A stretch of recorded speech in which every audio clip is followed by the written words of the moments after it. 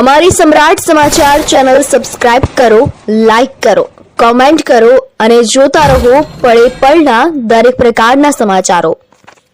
તળાજા પોલીસે ₹4,89,000નો મુદ્દામાલ કબજે કરી અને 3 આરોપીને ઝડપી પાડવામાં આવ્યા છે।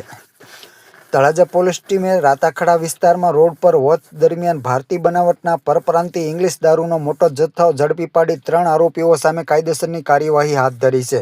મળતી માહિતી મુજબ તળાજા પોલીસ સ્ટેશનના પોલીસ ઇન્સ્પેક્ટર વી.આર. ચાવડા તથા પોલીસ સ્ટાફના માણસો નાઇટ પેટ્રોલિંગમાં હતા તે દરમિયાન મળેલ ચોક્કસ ખાનગી બાતમીના આધારે સરતાપર ગામના રાતાખડા વિસ્તારમાં રોડ પર વોચ ગોઠવવામાં આવી હતી।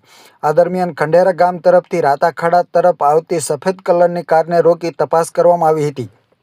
કારમાં સવાર ડ્રાઈવર, એક મહિલા સહિત કુલ 3 વ્યક્તિઓ પાસેથી ગેરકાયદેસર રીતે લઈ જવાતો ભારતીય બનાવટનો પરપ્રાંતીય ઇંગ્લિશ દારૂ મળી આવ્યો હતો।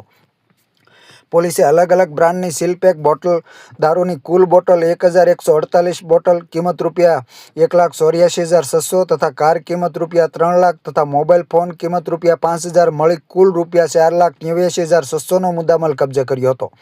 આ મામલે પોલીસે 3 આરોપીઓ જેવા કે જયભાઈ ભાણજીભાઈ બારૈયા રહે સુરત તથા નવસારી જિલ્લાનો હર્ષદભાઈ ખંડુભાઈ સોલંકી અને મીનાક્ષીબેન જયભાઈ બારૈયા સુરતને ઝડપી પાડી પ્રોહિબિશન એક્ટ હેઠળ ગુનો નોંધી આગળની કાર્યવાહી હાથ ધરી છે।